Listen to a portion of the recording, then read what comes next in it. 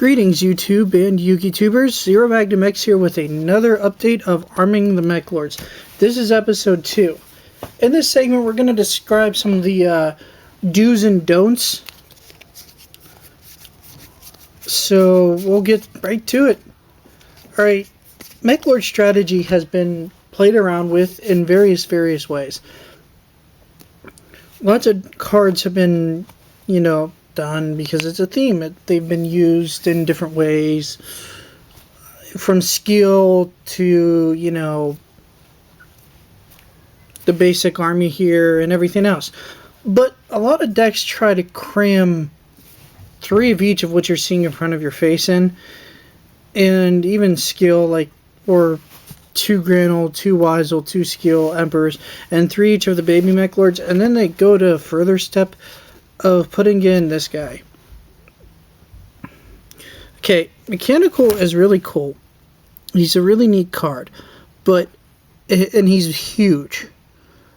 He, however, lacks protection, alright? And the way he's summoned is that you have to ditch 3 Meklords from hand. That's not exactly an easy task to, perform. It's not exactly something you can just outright do. He's also an awkward level. He's maximum level, so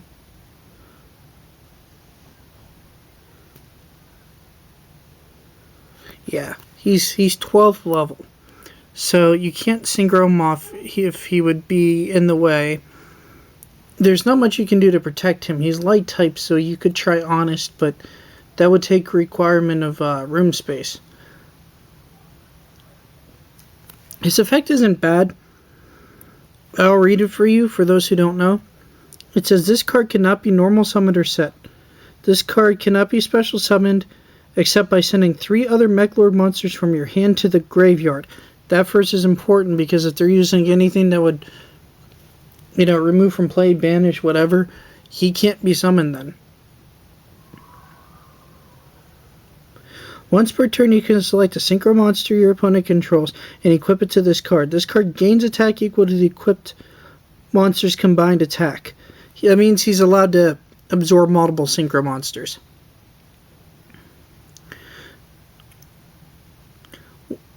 Once per turn during your standby phase, you can send one of those monsters to the graveyard to inflict damage to your opponent equal to its attack.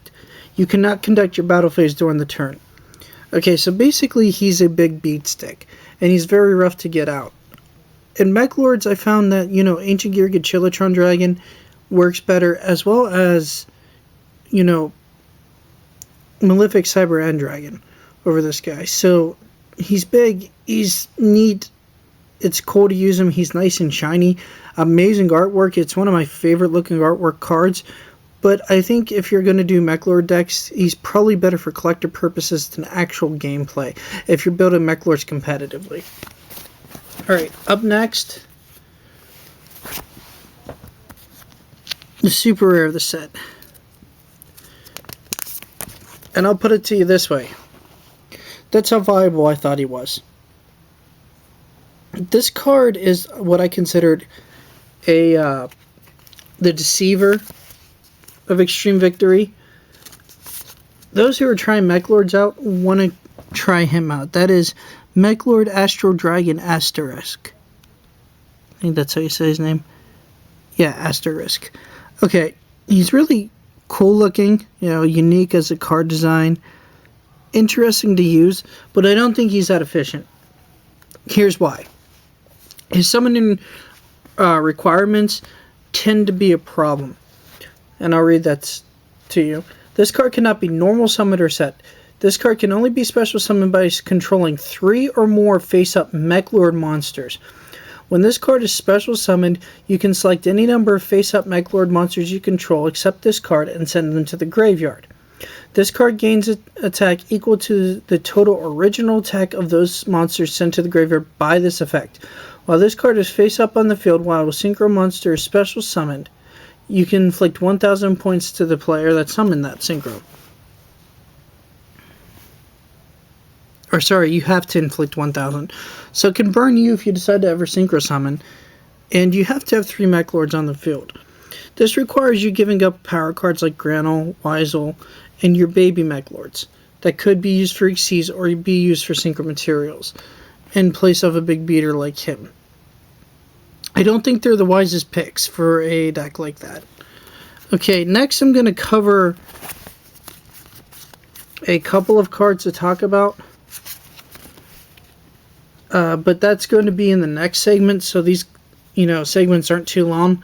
The first one was because it was a huge introduction, but I also wanted to do some tech talk with these, or involving these, which is all the Meklord support that you can look at. And that will be in the next video when I discuss spell and trap cards.